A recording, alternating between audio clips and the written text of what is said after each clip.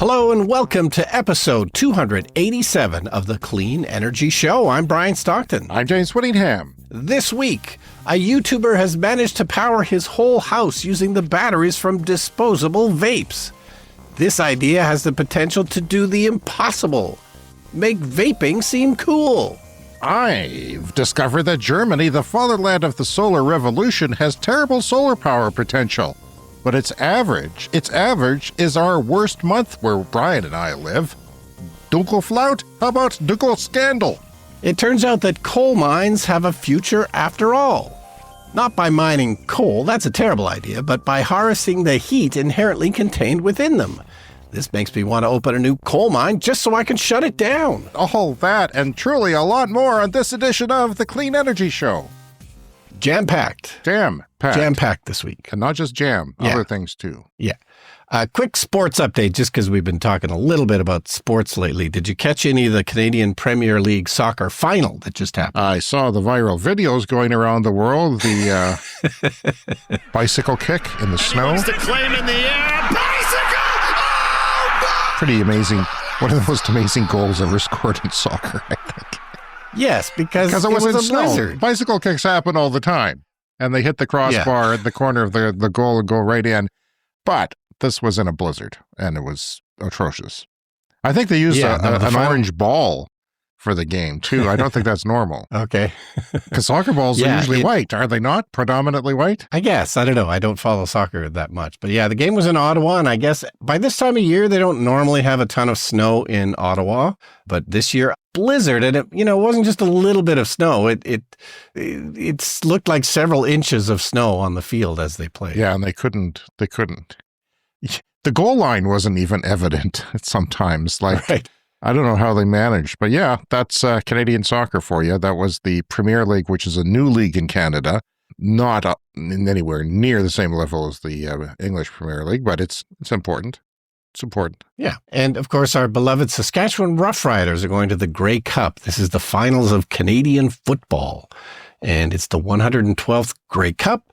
And, there's only 8 teams in the league. So, getting to the Grey Cup is maybe not the biggest deal as it is compared to in other sports. But it's always exciting around here. This is the home of Canadian football where we live. And they haven't been in it in about a dozen years or so. That's all people care about around here. You go to a restaurant and did you see the game? No, I don't care about that anymore. I've dropped off that. And everybody talks about it like it's, at your summer party, which the Bristol Stockton summer party, the bartender was telling me, "Oh, have you seen the game we lost tonight?" And I said, "Oh, I'm sorry. I don't. She was down because the Riders lost, the team lost." And if you're listening outside of North America, we're confusing. We're calling one thing soccer, one thing football. It's actually the reverse. Just reverse that if you're outside of North America. And a lot of you are, so I apologize. Yeah, and I follow it, semi-casually. I do watch the games, but I tend to know there's a game because people around the city wear their colors on game day. So I'll see somebody in a Green Riders jersey and I'll be like, oh, there must be a game today. And if you're going for a bike ride, it's a great time to go during the game. I used to take my kids out during the Rider games for bike rides on busy streets because this place shuts down. It's the only place in Canada that cares. Really, no one else in Canada cares, but because we're a small province and have nothing else going on, it's like part of our culture and part of our politics too, which is kind of gross. Brian, it's reading week here in the universities, so they get a week off, and it's Remembrance Day when we're recording this. It's a statutory holiday in the province where Brian and I live in Canada, and it's called different things around the world, and depending on where you are, but it's remembering World War II and World War I and other war tragedies that we've been involved with. And my son is home for the week, and I brought up hydro storage because I was preparing for the show over breakfast, and we got into an argument because he's in a class that is actually talking about hydropower, and he says it's terrible. So we've had a listener in the Bay Area of California writing into us numerous times talking about how bad hydropower is. Well, I'll tell you this, my son gets it. He went on about all the different things. And he said hydro storage is a terrible idea because it would make matters worse for the fish. The sediment, the turbidity, I think he called it, kicks up, and it just, I don't know. Yeah. But we need hydro storage for now. It's one of those things where you turn off the dams when there's lots of solar and wind, and you turn it back on to make up for it when it's cloudy or, not windy, which is called the Dunkelflaut, especially in the lowest time of the year, which is now in the Northern Hemisphere, getting towards now. Yeah, and it's been traditionally a low-cost source of power, especially if you're running dams that are, built decades ago. But, I think eventually solar, wind, and batteries will be cheaper than solar or hydro. Yeah, and there are some stories that we'll have on the show that will demonstrate that this week, which is quite remarkable. This is from one of our local EV associations that has a Facebook page. A guy was charging at the Tesla supercharger in Saskatchewan, which is up north, 2.5 hours. It's in a parking lot. I was there recently charging my car next door to the non-Tesla charger, and somehow there was a group of trees in this vast Walmarty parking lot, and behind it was a Bubba in a pickup truck with it was jacked up and had bigger wheels than extended out the side. He said, while I was charging, a truck parked behind the trees to the east of the chargers and started shooting paintballs at me. So this is what it's like to be an EV charger, an EV owner sometimes in the backwoods province where we live. And that's kind of why we bring in this show to you. We get really cold here, goes down to -40. So we can talk about our EV ownership in that temperature. We can talk about the challenges of decarbonizing a very cold place. But still, this is what happens. People are against EVs. I mean, I don't think it's an Elon Musk thing. I think it's it's enough to make you want to get a Cybertruck just for the protection. Yes, it's supposed to protect you from bullets. It could certainly protect you from paintballs. But that's already the most dangerous supercharger, because I've mentioned this before, because it's just in the worst parking lot of all time. It's in a big box mall parking lot, and you're taking your life in your hands every time you start charging, and then you want to walk to a couple of stores. It's terrible. It's the worst. I remember that vividly. It's constant traffic. Yep. It's like, it's so much bigger of a city than we are somehow now. Yeah. We used to be the same. And now it's just constant traffic. The parking lot is poorly designed. It's not a grid system. It's curving around, and there's no place for pedestrians. It's not made for pedestrians, even though it's a mall. Yeah. No, they never planned any sidewalks or anything. There's no obvious route to take when you're walking somewhere. Like I was just in Brandon. There's a supercharger in Brandon. And that one, at least, like there's a sidewalk that runs through the big box parking lot. So you park your car, and it's still slightly dangerous because you got to cross but you can walk down to the Starbucks mostly on a sidewalk. In the evening when it's not busy, it's better. But it is, you will really have to choose, do I die or do I go to A&W and get a burger for lunch? And I always choose the burger. All right, so this was a fun story that came up in my YouTube feed this week. This video has gone viral, so it should be fairly easy to find if you want to look for it. It came up in my feed too, and I'm surprised it came up in your feed. I guess we're not that different, Brian Stockton. I guess we're not that different. Yeah, so the guy's name is Chris Dowell, and he's got a YouTube channel. This is up to a few million views now, but he made a home battery out of disposable vapes, the batteries that Brian, what is a home battery? Let's talk about that. It's a battery that you can put in your house to help, sort of store the whole and house. dispense. It's not a D cell. It powers the whole stinking house. That's right. And these disposable vapes have these tiny batteries in them. So it was quite fascinating. He went to vape shops. I had this conversation with my family at dinner a couple nights ago. Yeah. They said, where did he get them? I said, he went to a vape shop where they recycle them and collected them. And then he got frustrated because he had to break them all open, and there was two sizes of batteries. And I guess the smaller batteries didn't work so well. So he chose the larger ones instead. They also found that a lot of them were too dead. They had been sitting there for a year.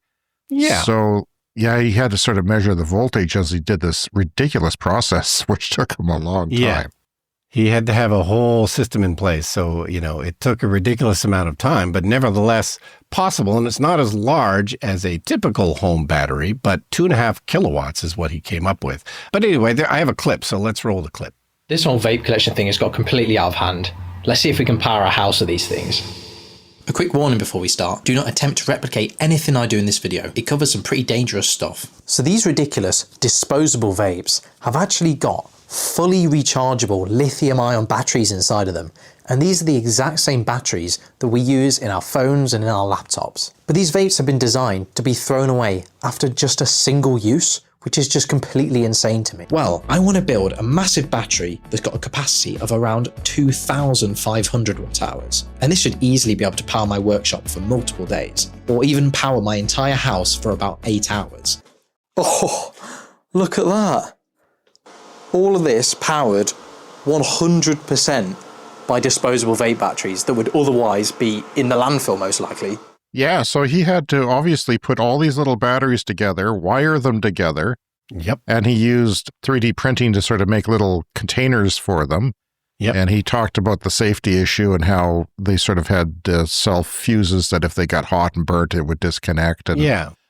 obviously an electrical engineer, I hope, or something like that. Maybe an electrician. Yeah, it took so much work and it is dangerous. So it's a thing that's not exactly practical, but just certainly fun from a demonstration viewpoint. He also needed a battery management system, which he got out of a wrecked Tesla, which was something he had bought previously for another project. He had a Tesla battery and the power management system. You need sort of software, a thing to sort of manage how much it charges and sort of balance the voltage in that. Yeah. And yeah, Tesla or a car, EV would be made up of lots of different batteries too, not tiny little disposable vape batteries, but lots of different little cells usually. But they are similar to, the ones that you would sometimes find in a car, like little cylindrical batteries that are sort of like the size of a AA battery. And yeah, he just tied them all together, got about 50 volts out of it, and then used a transformer to sort of pump that up to 240 volts, however that works. Mm-hmm. But absolutely worked seamlessly like any home battery would. It was quite remarkable. Well, your son's an electrician. You should have a hotline, a red phone that you could just pick up in the podcast studio and ask questions. Yes. To see how things work. But yeah, it worked. He's not going to use, I don't think he's going to use it on the long term because it seems dangerous, but he'll probably use it for a while. And, it goes to show, I think because it is viral, that a lot of people isn't it amazing what, like most people would say, you couldn't power a house with batteries. Yeah. You can't power a grid with batteries. You can't store solar power and dispense it into the California grid for hours every night. But that's what's going on and be the largest source of electricity in California. But that's what's going on. If you can demonstrate it on a micro scale like this, like a disposable vape battery, and put them all together, and it just goes to show you put a lot of little things together, and you can create great things, even if it is a container full of batteries, a shipping container, and then you put a whole bunch of those together and you're powering an entire city. That's amazing. And I think that gets the point across to people.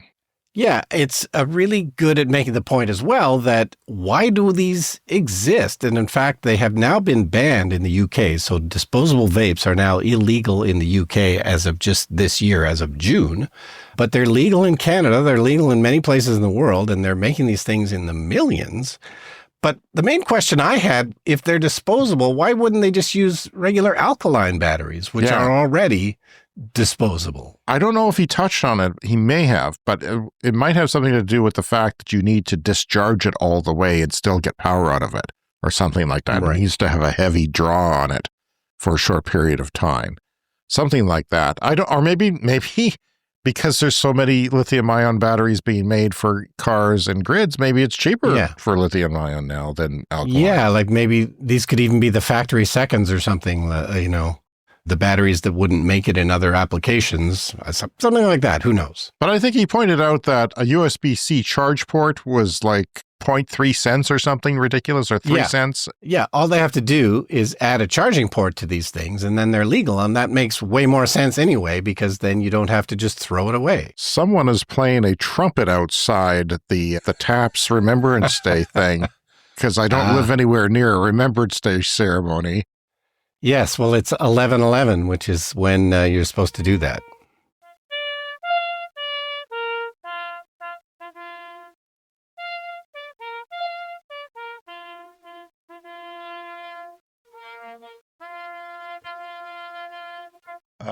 That's pretty remarkable. I think it might be my neighbor. I could hear it in my headphones. It picked up. what's remarkable is that they're doing a good job, because I think it might be my neighbor in high school, a high school girl next door who I've heard practicing the trumpet before, or someone in the neighborhood has been practicing trumpet. Okay, so that threw me. My window's open. It's a little above freezing here, but I get hot in my studio and my bedroom here.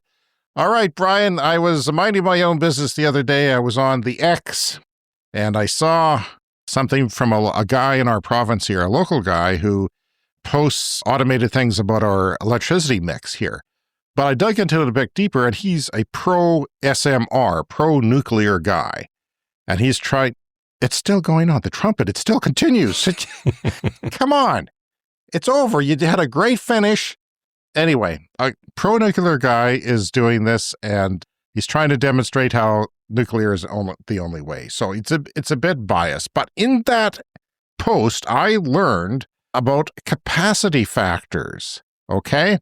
We got to talk about capacity factors, so we have to explain it again because it's important. This is a Clean Energy Show knowledge break, I guess. A capacity factor. Let's say you have a nuclear reactor, and that nuclear reactor puts out 1 gigawatt. You don't need to know how much that is. I don't know what does that do. It's an amount of homes that is more than my neighborhood. It's a lot of homes, and it doesn't run all the time. It can put out a certain amount of electricity, but sometimes it's down. So you have to figure out what percentage. And most nuclear reactors are around 90 to 93% capacity factor. So 93%. Yeah. If I have a 100-watt solar panel from the hardware store, which I do have, it can theoretically produce the most electricity of 100 watts middle of the day. Yep. So if you put it up in a solar grid, it only produces between 10 and 30% of what that 100 watts would be if it was at 100 watts around the clock. Yeah. Because the sun goes down, as you know. Clouds come. But that's what the capacity factor is. We've got good capacity factors where you and I live for wind and solar. And I didn't realize how bad Germany was. Germany's capacity factor for solar is 10%, which is at the really low end of what a capacity factor for solar could be. So you might say that's one of the worst places because it's cloudy all the time. Lots of clouds. Yeah. It's not the greatest place to put solar. But Germany is the fatherland of our current solar revolution that we are experiencing. Yeah. Because 25 years ago, they went big on solar. You see, in the 80s, there was the Chernobyl nuclear disaster in Russia, or what is now Ukraine. Is it now Ukraine? I think it is. I forget. People got scared in Germany from that radiation because that radiation was going to fall on them, and they all went home from school and ducked and covered and were terrified of it. And it affected Germany, and they said, we want to get rid of our nuclear reactors, and that over the next decades. And they did. They decided to wind down their nuclear program, and they went big on solar. So they started manufacturing solar panels in Germany and putting them up, having a great program to put them up. And they did that. And then China said, hey, you've figured out how to make great solar panels, and it works. You've proven that it works. So they went and started manufacturing them in their own cutthroat way that they do in China, and got the supply chains all in order and the automation down, and they made them a lot cheaper, and then they ended up dumping them onto the world market, which killed the German solar manufacturing. But the point is, without Germany, we'd be nowhere. And what I learned, Brian, is that our province, which is not decarbonizing, Saskatchewan, our worst solar capacity is in December, as you would guess, because that's the shortest days, and it's also, if you look at your own solar output, we have a lot more clouds in December than we do in, say, July. And that's our worst. And that's Germany's average. Germany's average is our worst. And yet we're told over and over here that we can't do solar here. So what's going on? Because solar makes up, a significant chunk of the German grid now and growing, but it's not as great as it could be, but it's still there. They're still doing it, and they have more right now than we will in 2050. If we go 2050, as I've said before, when solar panels are cheaper than cornflakes, in 2050, our grid will only have 8% solar because of, I don't know how to put it, really backwards thinking people that really just don't understand economics or want to embrace any of this. We have cheaper electricity here. We have cheap coal, cheap natural gas, but still, it doesn't make any sense. Saskatchewan, of course, gets cold compared to a lot of places in Germany. We can get down into the minus 30 Celsius, which is very cold. Variable seasonality here, as in Germany. It's not that different. Long summer days, short winter days, and more clouds in November and December here. Yeah, he seems to be an engineer of some sort who is concerned about greenhouse gas emissions, which is great, but his take is that SMRs are the way to go. And he posted today about carbon emissions, saying that carbon emissions are better from SMRs. I don't know if I can believe him because people tend to get biased when they start, cherry-picking data and they're assuming that nothing gets recycled. He writes, if we skip SMRs, we become entrenched in our natural gas dependency for an additional 2 decades before those gas assets are up for replacement. So he posts details about our power generation every week, and he's probably listening to the show. So shout out to you. You can write in to us and explain your details in more detail and from your own perspective, because I don't know exactly where you're coming from. It's not clear from your website. So he seems to want to prove the limitations of renewable power in our cold northern land and go to nuclear. I'm not against nuclear, but then I always say that I'm against, the boondoggle that it could create price-wise and taxpayer-wise, and is it not necessary? Is it not necessary? A lot of people think it's not necessary, including Mark Jacobson, who I reached out to at Stanford University a couple of months ago. This week, something caught my eye, and his solar capacity factor, as I said, is the rate of the actual energy a solar plant produces over a period, usually a year, to the amount of its energy it could have produced if it ran at maximum capacity 24/7. In other words, if the Earth stopped spinning at noon and it stayed there, that would be its maximum capacity. So a 100-watt panel would put out 100 watt hours in an hour. I don't know if you want to get into the weeds of this, but we measure electricity in watt hours or kilowatt hours or megawatt hours or gigawatt hours, the amount of electricity for a period of time. And there's almost 9,000 hours in a year. So if you add up, that would be like 800,000 watt hours if it was sunny at noon all the time. So capacity factor is a percentage of that, what it actually is. And that's important because when you invest millions of dollars into a solar project, you want to know how much electricity you're going to get out of it. You look at the capacity factor and you can figure that out and say, okay, 10% of a gigawatt is 10% of a gigawatt that we'll get for, X number of hours or of the year. So in December, the days are shortest and also happen to be the cloudiest, and our solar capacity factor is 10%. But our solar capacity factor last year as a whole, this is with wildfire smoke and all, he says was 22.5%, which is not bad. Yeah. Brian, it's not bad. It's in the middle of good. It's not California. It's not Arizona, but it's good and worthwhile. And you can see that the capacity factor is different in different times, and it gets down to like 10.5% in January, only 8% in December, 9.5% this month in November. So, but that's actually pretty good. There's a lot of places in the world, like Germany, because I don't know I cannot find what their solar capacity factor is in their Dunkelflaut, which is the darkest time of the year, less windiest time of the year. No information exists.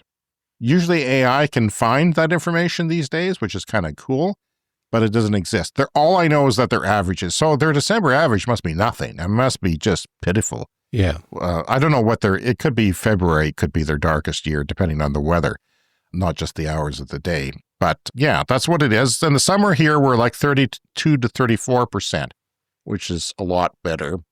California is only 25%. California! Yeah. And ours is 22.5 last year.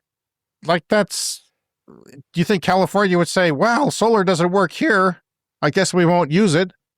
Man, the world as a whole is 11 to 13%. And Germany, on average, 10 to 11%, which is our worst. This is the realization that I had. There was a scandal going on in our province, a scandal against renewables. And I'm here to fight against that, whatever's going on. It's wrong. Do I have to run for office? Do I have to take the podcast and run for office? What's it going to take? I have too many scandals in my life to run for office. I'd have to erase it. Yeah, the summer production is 2.5 times higher than the worst winter months. So yeah, but it's just crazy how that works. And you know what? Our wind capacity factor here is way above average too. So we could be, it's not quite South Dakota level, where they're actually 120% of their grid. They're actually exporting because they have so much wind. But there is veins of high wind here that compare to South Dakota. And on average, we're not that far different than them. So in 2024, solar power accounted for 14% of Germany's total electricity generation. And again, in 2050, when we're supposed to have all this figured out and done and decarbonized, 8% is what our bold goal for Saskatchewan. And I'll tell you this, Brian, right now, and I've said this on the social media, you do nothing, we're going to be more than 8% because the solar panels that get so cheap, you don't even have to pay a feed-in tariff. You don't have to buy the electricity from the solar and feed it into the grid, which they do now because you produce too much, because we'll all have cheap batteries. Maybe we'll make them out of disposable vapes or disposable something.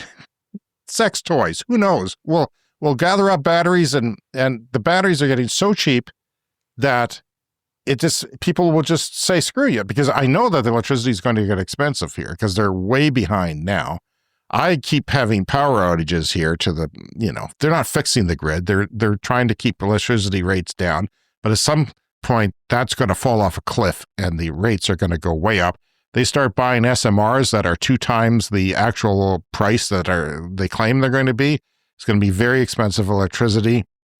Like you always say, if you wait to decarbonize, it costs more. So decarbonize now, start using free fuel from the sun or the wind, and it makes a big difference. So yeah, 14% of Germany's total electricity generation, and we're only aiming for 8. So I think there'll be more, rooftops aren't great here because it snows here and they can cover the rooftops. But generally speaking, I mean, there is places in the world now where fences are cheaper to make from solar panels than from wood. Yeah. And I know from patching up my fence that wood is not cheap these days. And maybe it should be made out of a solar panel. And, in 2050, I think that everybody's fence is going to be made out of solar panels. And they're going to say, screw you, power utility. And that's going to drive up the price of electricity even more as we make our own power, and they can't do a damn thing about it. They can't say no. So the Premier's office, in conversation with our listener, John Hayes in Japan, who's a politician there, remember this was from a few weeks ago. Yeah, he said that, solar was too variable here. Well, it is in Germany too. And look what it is there. Plug and play kits now are a thing. You can go, like in some states now, you can go buy a plug and play kit, put it on your balcony and plug it into your outlet, and it'll just give you some of the power from that kit and reduce the electricity use. That's going to become more common. And why wouldn't you do that? I mean, in building materials, 2050 is so far away in solar years, Brian. It's ridiculous. Look how far we've come in the last 25 years. It makes perfect sense when you framed it the way you did. They got very worried about Chernobyl. And then you start to think, well, wait a minute, like maybe we can do something else. And well, if the answer is getting free power from the sun, it seems hard to come up with an argument that was somehow a bad idea. Yeah. But, Germany, I'm not saying it was a good idea to shut down the nuclear. If you have the nuclear, keep it going, even if it costs a little bit of money to upkeep it. It's still the best idea, especially in Germany. Yeah, and they have done that there, I believe. All right, from The Guardian, power from flooded coal mines. So this is called mine water geothermal heat. And this can be set up in flooded coal mines, and the water is warmed by natural processes to supply low carbon heat. They use heat exchangers and pumps to recover this heat and then distribute it via district heating networks to homes and buildings. This is a low-cost, long-term, stable energy, similar to, we've talked about harvesting heat from sewer systems. They have a project like that in Toronto where they're heating a hospital. And instead of just putting your geothermal loops in the ground, because you can do that pretty much anywhere. You just put ground loops into the ground and you get far enough down, there's always a constant temperature, and you can always harvest that heat with a heat pump, and you don't have to burn fossil fuels for it. So this is being done in the UK, And there's a report that estimates about a quarter of UK homes sit above flooded workings where this type of heat could work. So that was a surprising statistic to me. Yeah.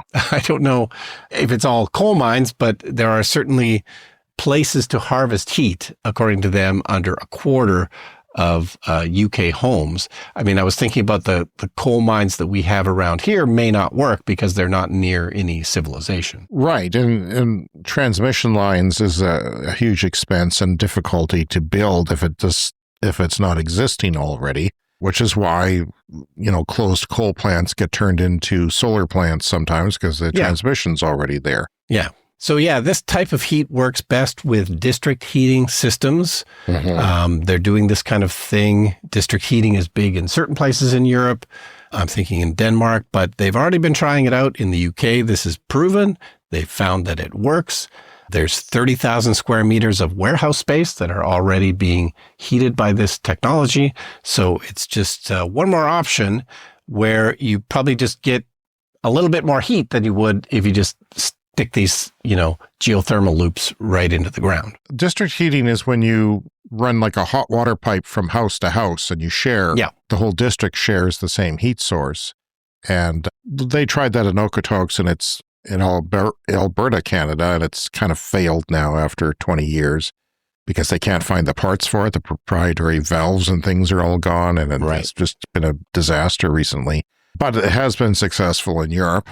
And we could be doing more of that. And especially when you're talking about, high density housing, like office build or, residential towers of high skyscrapers of people, it makes sense, or office buildings because you have to heat them. And that's what they're doing in Toronto a little bit, and cooling. But geothermal is expensive. But in Edmonton, they're doing it for district heating as well. But people aren't really buying the lots there in the suburb that they've designated for that. I think they've got giant heat pumps, which are heating fluids, which then go into homes, and the heat pumps are powered by small-scale solar. Well, it's a tough thing to sell for people, especially in North America, but it's a good idea. If you'd like to contact us, please drop us an email at cleanenergyshow@gmail.com. Anything that's on your mind, and I've singled out a few people on the show here, give us an email if you have any causes or concerns or grievances. cleanenergyshow@gmail.com. And of course, that's voicemail that you can always leave us is speakpipe.com/cleanenergyshow, or you can do what Glenn did last week, and that is record a voice memo and attach it to an email and send it to us that way. All right, this next story is from Energy Storage News, and I wanted to talk about it because grid storage batteries, particularly in Australia, have been coming up a little bit lately on the show. They've been a huge part of stabilizing the grid in Australia. But then I saw this headline and it was a bit of a bummer. And I thought, well, I should maybe talk about this because, we tend to only talk about the good news stories when it comes to grid storage batteries. But I read through the whole story, and in the end, I thought it was still a good news story. But they've had a failure at their largest grid storage battery in Australia. This is the largest one in the world, actually, at 850 megawatts. Well, wait till the end of the show, Brian, because we've got something bigger. But go on. Okay. It always gets topped quickly. So this is in New South Wales, Australia, and they had a big failure of their transformers. But the good news is they have 3 transformers. So the battery is essentially, parceled down into 3 different parts. So 2 of the transformers failed. The first one is still working, so they're still putting out 350 megawatts. So I thought that was super impressive and really just points to, I think, another benefit of grid storage batteries, compared to other conventional sources of fuel where you would often just have to shut the whole thing down. No, they still have a third of it running. They've still got, 350 megawatts running out of 850, which doesn't seem too bad to me. And they will, of course, eventually replace these transformers and get it all working again. Well, it's just a transformer. There's transformers all over the power grids, no matter where you get your power from, whether it's coal or solar or batteries. You need the transformers to transform it. So that doesn't seem like a bad news story to me. Yeah. It has nothing to do with the batteries, does it? I mean, you can't blame it on the batteries. Yes. For whatever reason, these transformers failed. But you're right. Yeah, that's a totally common part.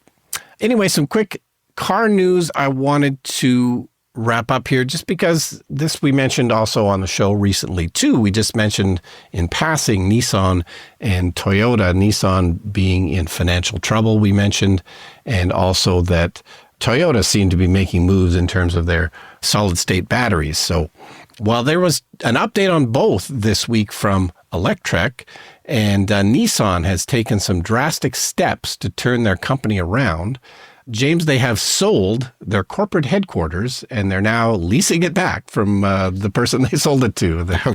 Whatever company they sold it to. I count that as a drastic step. Yeah. I mean, it seems odd, but of course you're going to get a massive cash infusion from selling that building, and then you can still use it and keep leasing it. So they're doing that, and they're cutting other costs as much as they can. They're cutting or consolidating 6 of the 7 planned manufacturing plants. So they're trying to streamline things. It's going to be a balance, of course, because they still need to make cars and sell them. So they can't close all of their manufacturing. But nevertheless, it seemed like a positive step for Nissan to try and turn things around. And then the update from Toyota is that they have once again delayed their plans for solid state batteries, which they've been talking about forever, and they've delayed them forever as well. It seemed promising earlier this year because they bought a 280,000 square meter plot of land in Fukuoka, Japan, and they were going to build a plant there to make these solid state EV batteries. But it's now delayed. So to recap all of their delays on these solid state batteries, they were going to introduce them first in 2020, and then they pushed it to 2023, and then to 2026, and the new date is 2028. Yeah, it's elusive, these solid-state batteries. The solid-state batteries don't have a liquid, polymer, a barrier or whatever, but it makes them supposedly more energy dense, supposedly safer, but, sodium does that too. Sodium-ion battery chemistries do that. Yeah, but a lot of people are working on it. A lot of people are just about there. Yeah. But there's so many things, whether it's price or manufacturing or temperature performance or something, there's always something that they can't solve. Yeah, and it was probably never a good bet for them to bet on, but of course they didn't really want to make AVs, so betting on something that was going to be solved in the future seemed to make sense actually for the way Toyota had kind of planned things out. But I think as we just learned, they could use disposable vape batteries and make electric cars. They just don't want to. And it'll just have a sort of a vape air coming out this tailpipe of vaping mist. The Clean Energy Show podcast is made possible by listeners like you who support our work on Patreon.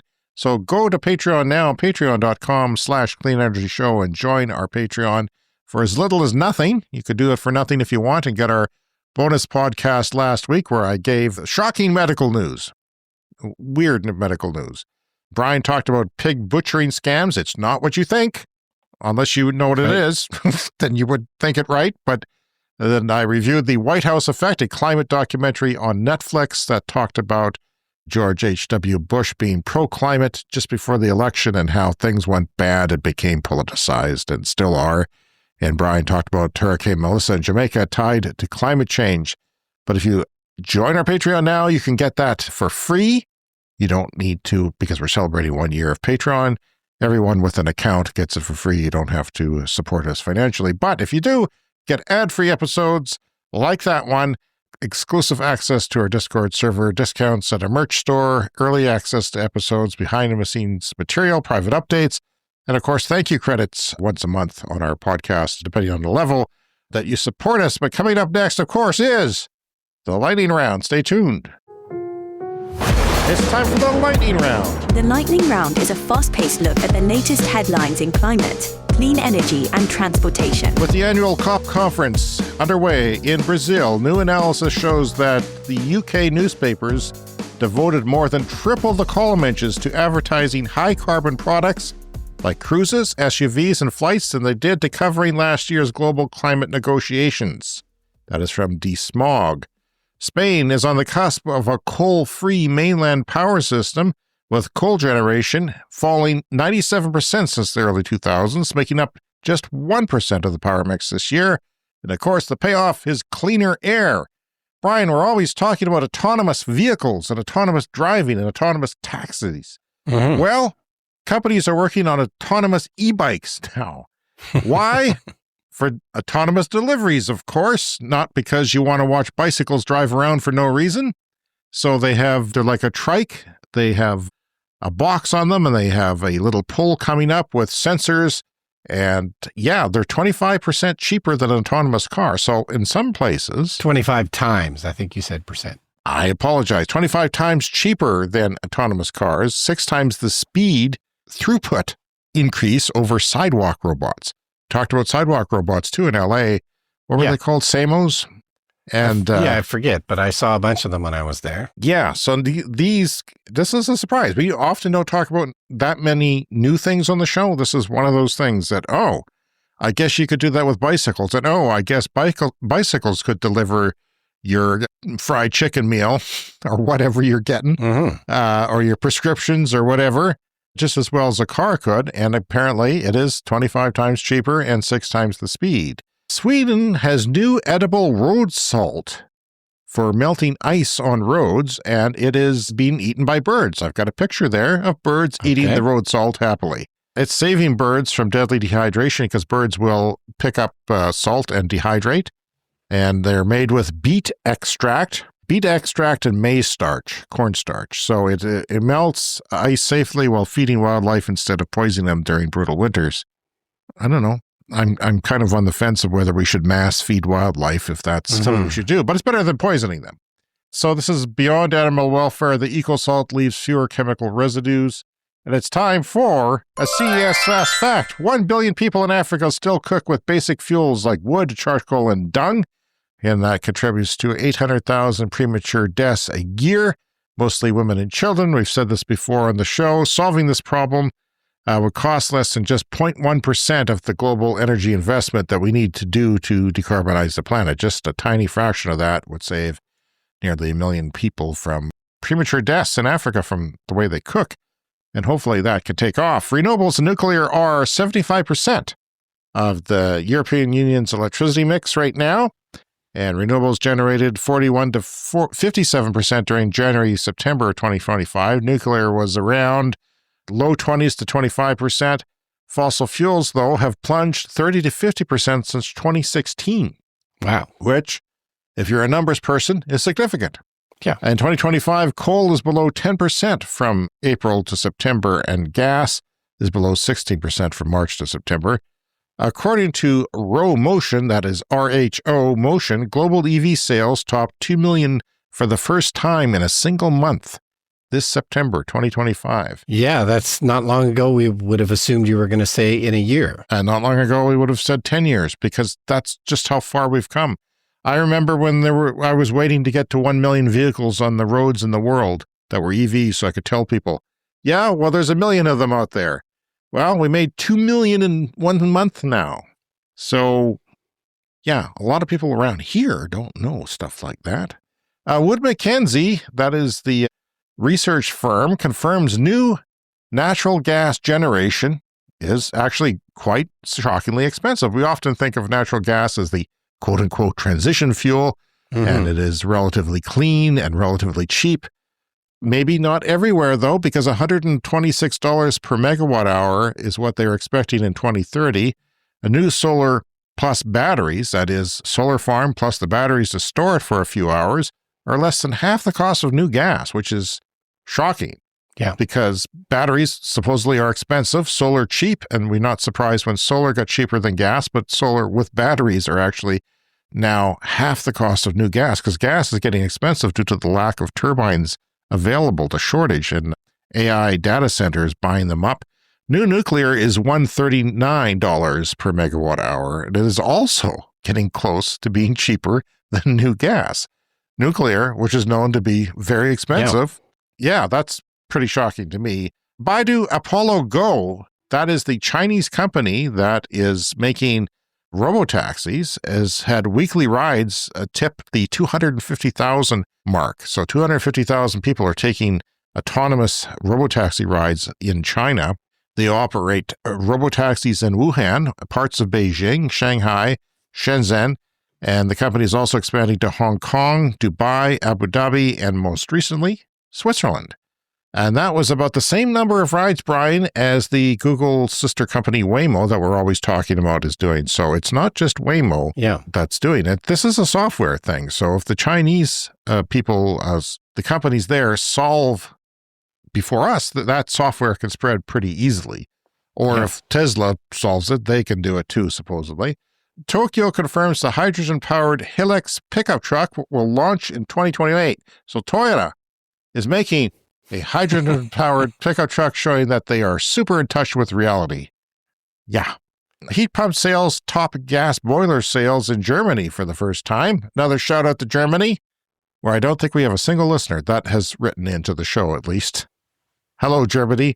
I should check our stats to see how many people in Germany are listening, but Bloomberg has that story. Electric motorcycles are taking a 10% market share of new motorcycle sales in Kenya in the first 8 months of 2025, and hopefully that'll shoot up quick. There's a new November electric demand record in Texas because it got hot unexpectedly in Texas, 92 degrees on November 7th. But that's the time of the year where they turn off all their gas plants and coal plants and to do maintenance on them, thinking that they don't need it for the cooling demand for the air conditioning. Well, solar came to the rescue, providing almost solar and wind was like 50% of the power demand all day to cooling. And they also were looking at a possible battery record last time I checked. So without that, they might have been in trouble.